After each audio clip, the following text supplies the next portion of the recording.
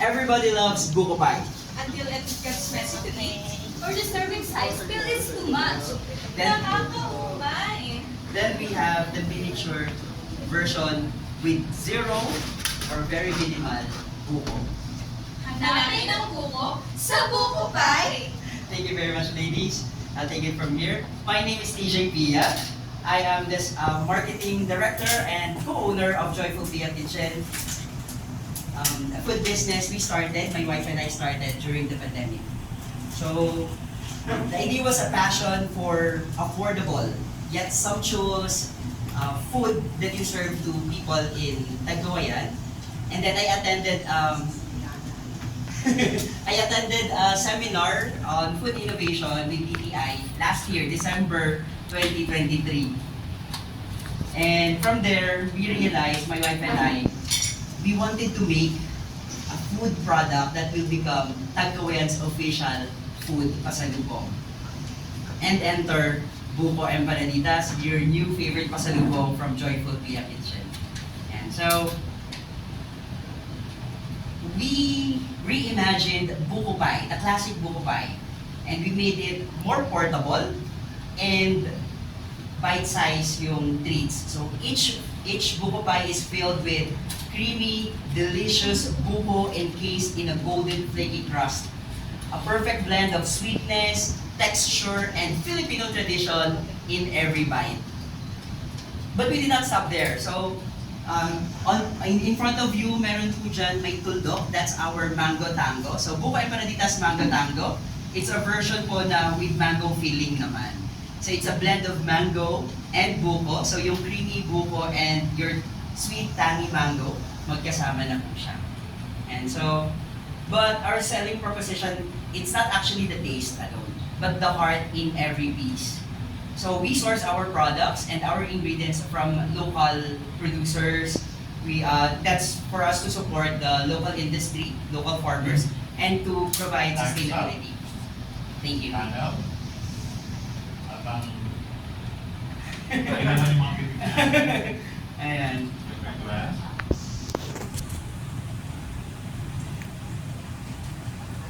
Yes, Tagkawayan kasi. Baha kayo Wala naman na po ngayon. Thank you so much. Masyaro na siya tumitira. gano'n. Yeah po, dito po ako nag-stay. My friend po yung counselor namin. So I stayed in their place. This is different from the last. Actually sir, yung last po kasi ay na-stay na siya for the whole day. So yung crust niya hindi na crumbly, unlike ngayon po. Ito, niluto po namin kanina. So I went home po kagabi, umuwi ako ng Tagkawayan just to bring the products here with my wife. Yung wife ko po yung nagluluto. She is actually the one doing the recipe. Ako lang yung nag-feed sa kanya, Mommy, I want this flavor, I want this taste. Tapos free taste po namin yan December last year. Tapos come January and Feb po, pinapatry na namin siya dun sa mga customers. So pinapa-free po namin siya sa mga diners and then we get feedbacks from them. Tapos come Yugyugan Festival po last August, we sold almost 150,000 gross po of the products. Ano, yung kwanta po, this is mixed tub sir, this is 170 pesos. So 3 pieces po yung original buko and 3 pieces of the mango tango. So, dalawa lang. Dalawang flavors pa lang po sa ngayon, but we are also planning to introduce pineapple kapag season na po niya. It will be called Piña Rumba.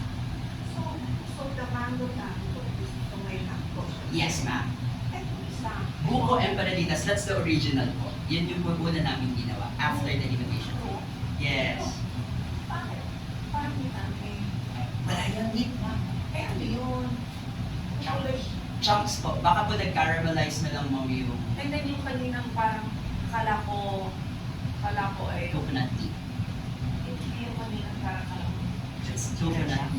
Kala ko cheese. Wala pong cheese. Wala siyang cheese, wala siyang meat, it's pure vegetarian. Oh, yung ulit pa na. Okay.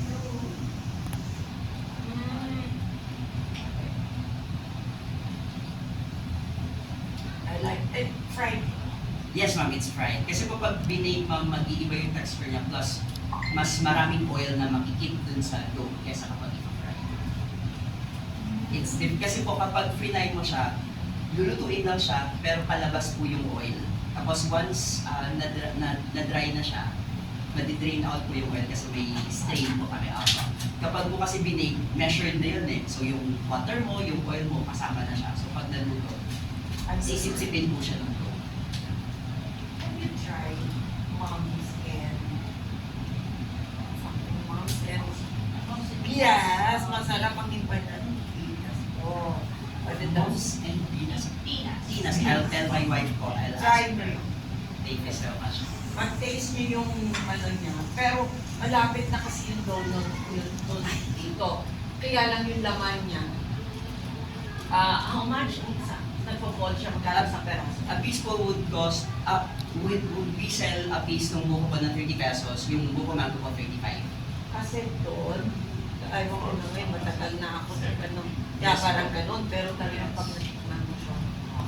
I checked actually yung Red Ribbons, they also have empanada na ngayon. It's 56 pesos pero it doesn't taste that Not good. the red people that you enjoy with is not the red people before. Okay. It was already sold to China. Commercially. Na-commercialize na. Pero try mo. Kami po, we want to keep yung authentic na lasa na in-start namin pag-asawa. So this one now has mango chunks. Yes. Sir, actually papatan po namin yung name. It's not Mango Tango anymore. It will become Peach Mango Tango. Kasi yung chunks po talaga ng mango, hindi po siya kayang i-deliver. So we'll be using the chunks of peach and we'll be adding it to the name. Para we're still... But how do you, if you use the peach mango name potential, how do you protect yourself from being run after by them? Buko Mango Tango pa rin ako. So may buko pa rin kami na content. Hindi po siya naka-fix lang sa peach mango. Actually, yan po yung isang If you concern use ko. the word peach mango, Naka-trademark na po ba yung Big Jolly? it's not a trademark, but you might be It's right. right, it is. Alright. We will consider that, sir. Thank you very much for the feedback. Always learn from what happened to you. Yes. Can you consider lagyan naman? Kasi this is, para ito kasi, pag ito, parang nag-fall siya parang sa dessert. Yes po. Hot pastry. Yeah, parang pastry. Why not try to, yung gusto ko, ay Savory. yeah, na, pwede, or ham with cheese. Yes. Yun, kaya gusto kong try yung Mount and Tina Yes. because they have the very, ang kanilang is that bacon and cheese. Yes. Actually, ma'am, we started with chicken empanada. Yeah. Ang concern lang po talaga, nagkaroon po ng problem sa supplies ng chicken sa amin. So, yung iba ay grimy na, medyo slimy na sa market. So, we don't want to use that and we don't want to sacrifice yung quality ng product. So, we stop. Parang yun. Mushroom. Yeah. Mushroom. Sige po, we consider mushroom. Para mag-compute ulit si Ma'am Lala. Naka-isipin na naman yan. Meat. Oo, sa totoo lang, akala ko kanina talaga. Kasi medyo Yung lang ganyan, akala ko talaga. Akala niyo ba kung inabot ko ba, hinanap ko pa yun. Kala ba, nag-try mo na yun. 10 ilan days.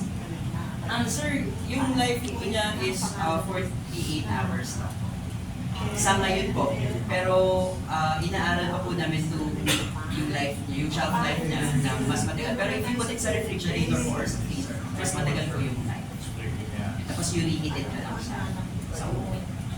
Yun din po yung inaaral namin. That's also the reason I am here. Gusto kong matuto pa kung paano siya mag-mentor on how to preserve siya and kung may funding that is available for the product development.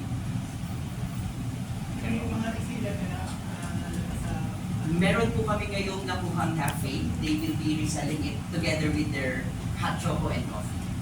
So is it reselling it with the branding or Ito na po siya. they're still keeping the They keep the brand name, they keep the full packaging, as we give it to them na mas cheaper dun sa selling price namin. So they still have a profit. So, are you not intending to individually pack? Is, di ba, ganun pag may handaan, naka-individually pack sila, and then don't put na lang any, parang Sticker. Yeah. So far, ma'am, wala pa po order ng ganung package, pero we will consider putting it in our menu. Yeah, because ngayon nag-present kayo, magkakaroon kayo ng opportunity. But this is a nicer. Nice, ang ganda yan. Ito yung Thank you so much. usapan natin para iba siya. Thank Not you the so much. usual, it's just another home bake. How much yung cost? The packaging costs only 14 pesos, the whole thing. Including the label. The label is only 8 pesos kasi barkada ko po yung gumagawa. Pero, we do not know kung mas mahal siya outside eh. Pero yun yung price na binigay niya sa atin. At least you don't have to spend on extra Yeah. tape on the side, Yes. tape on the ano. Yeah. Yes. We started, sir, ano kami, naglalagay lang kami ng sticker dito sa ibabaw. Yeah, which is And very common and hindi masyado mapili. Kung gawa mo ako nung ano. Bacon and ham. I'll tell my wife na dito po yung wife ko, yung feedback ko. Bakit po bubudol nyo. Bacon and cheese. Akala ko kasi kanina.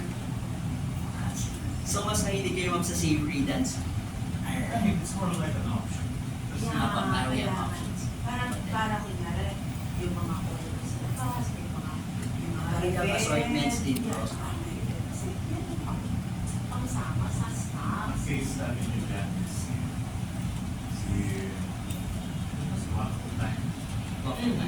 Or yung parang dalawang corn dog style. Ah, yes. They have multiple flavors. They have the sweet, savory. Kaya parang ganun siya. Right? There are no other questions? Yes, sir. Ano nakikita mong yung way mo o yung plan mo para mag-leverage yung business? Kasi pag nandiyan ka lang sa tulad na yan, or refiller, medyo maliit lang yung profit or something. Ano nakikita mong plan mo for leverage yung business? Actually, sir, nag-look forward na po kami na i-freeze siya. I-frozen talaga siya. And then we vacuum seal it. Tapos doon namin siya yung palabas ng Angoya.